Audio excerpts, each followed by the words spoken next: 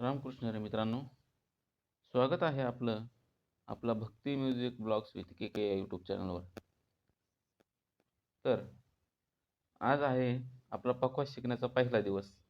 आज आपण बघणार आहोत पखवाजावर वाजवले जाणारे मुळाक्षर. मित्रांनो, पखवाज शिकण्यासाठी सगळ्यात महत्त्वाचं आहे पखवाजाबद्दलचं बेसिक नॉलेज असणं.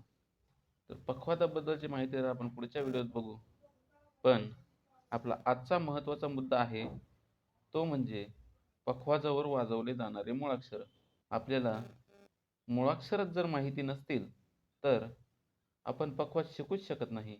कारण बोल समजणार नाही, कसं वाजवायचं ते समजणार नाही.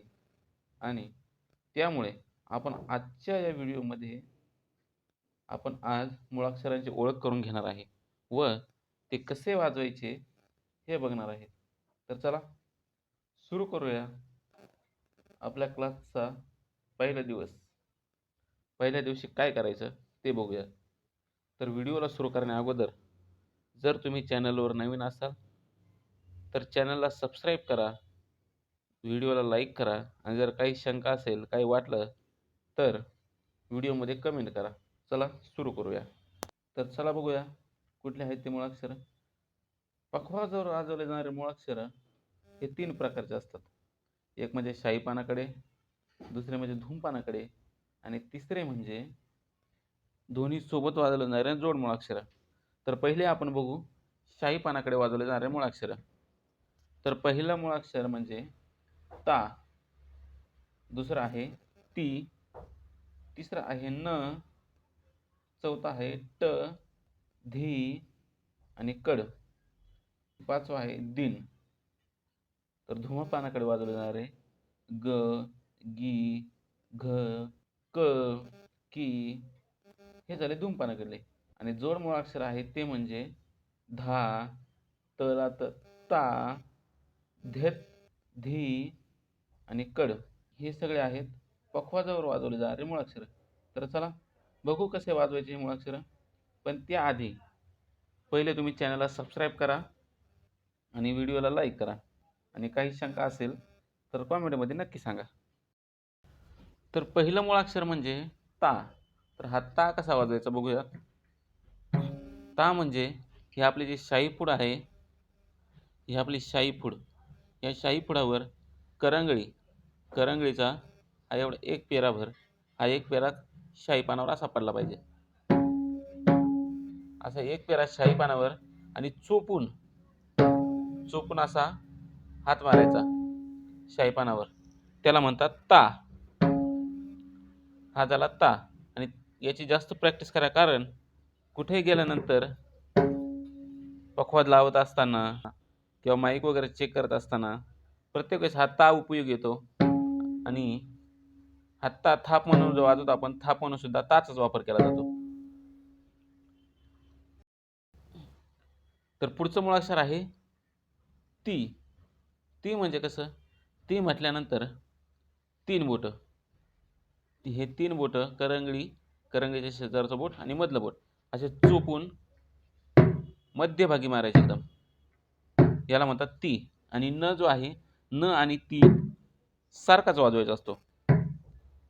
त्याच्या पुढचा आहे ट. तर हा ट कसा वाजवायचा. ट म्हणजे अंगठ्या शेजारचं बोट असं जोरात शाई पाण्याच्या मधोमध मारायचा, याला म्हणतात ट. हा झाला ट. म्हणजे 3 शब्द झाले. 3 शब्द कसे, पहिला झाला ता, दुसरा झाला ती आणि न, आणि तिसरा झाला ट.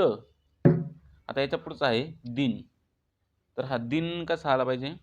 दिन म्हणजे शाईपानावर असा मोकळा हात मारायचा, मोकळा हात मारायचा एकदम, दिन. हा दिन थोडा अवघड आहे, सुरुवातीला कोणाला जमत नाही दिन काढायला, कारण मोकळा हात बसत नाही. त्याच्यामुळे याची प्रॅक्टिस करा थोडी. दिन असा मोकळा आवाज आला पाहिजे, दिन आवाज घुमला पाहिजे, याला म्हणतात दिन. तर हे झाले शाही पानाकडे वाजवले जाणारे सगळे मुळाक्षर. तर आता आपण बघू धूमपानाकडे वाजवले जाणारे मुळाक्षर कसे असतात ते. चला धूमपानाच्या बाजूला वळूया. तर मित्रांनो, आता आपण शाही पानाकडे वाजवले जाणारे मुळाक्षर बघितले. तर आता आपण बघणार आहोत धूमपानाकडे वाजवले जाणारे मुळाक्षर. तर त्यामध्ये येतात ग, घी, घी आणि क, की. हे दोनच प्रकारचे मुळाक्षर असतात धूमपानाकडे. पहिलं म्हणजे ग. ग, गी, घी हे तिन्ही सारखेच वाजवायचे. ते म्हणजे कसे? धुमाच्या वरच्या बाजूला एकदम मोकळा हात, जोरात मोकळा हात मारायचा असा. मोकळा हात धुमाच्या बाजूला त्याला म्हणतात ग, गी किंवा घी. तीनपैकी कुठलाही शब्द वापरू शकतात. त्याचा पुढचा शब्द आहे क किंवा की. यातला कुठला शब्द समजा बोलात आला तर धुमाच्या मध्यभागी एकदम चोपून जोरात हात मारायचा. तो कसा? हे बघा असं.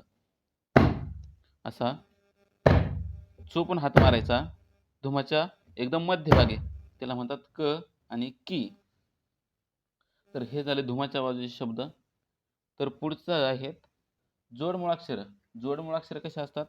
तर ते दोन्ही बाजूला सोबत वाजवायचे असतात. तर ते कसे? चला बघूया. ते दोन्ही साईडला सोबत वाजवायचे असतात. पुढे आहेत जोड मुळाक्षर, जोड शब्द.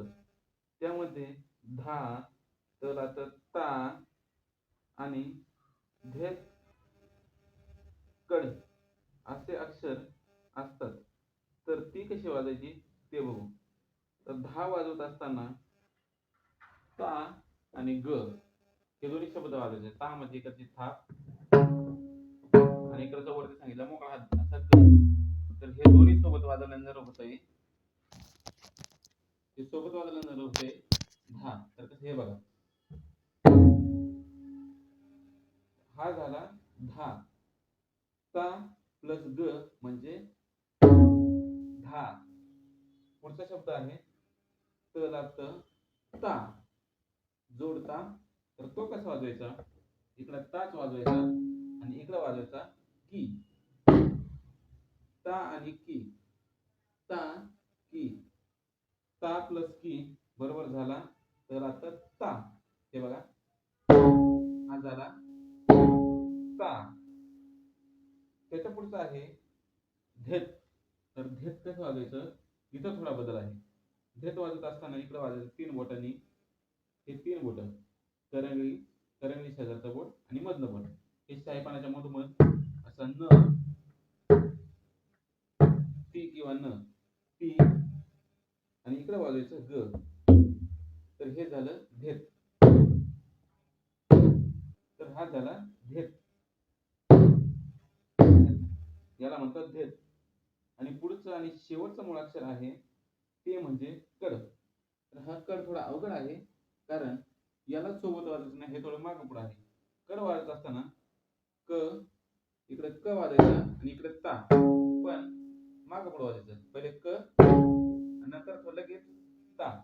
कड, कड, कड, कड. तर पहिले क, त्याचं लगेच ता म्हणजे कड. तर मित्रांनो, हे आहेत पखवाजावर वाजवले जाणारे मुळाक्षर. यांचा नीट रियाज करा. पुढच्या व्हिडिओमध्ये अजून वेगळे शिकायला भेटेल. पण त्याआधी चॅनलला सबस्क्राईब करा, व्हिडिओला लाईक करा आणि समजा काही प्रश्न असतील, काही समजलं नसेल तर व्हिडिओ खाली कमेंट करा. धन्यवाद. रामकृष्ण हरी. भेटू पुढच्या व्हिडिओमध्ये.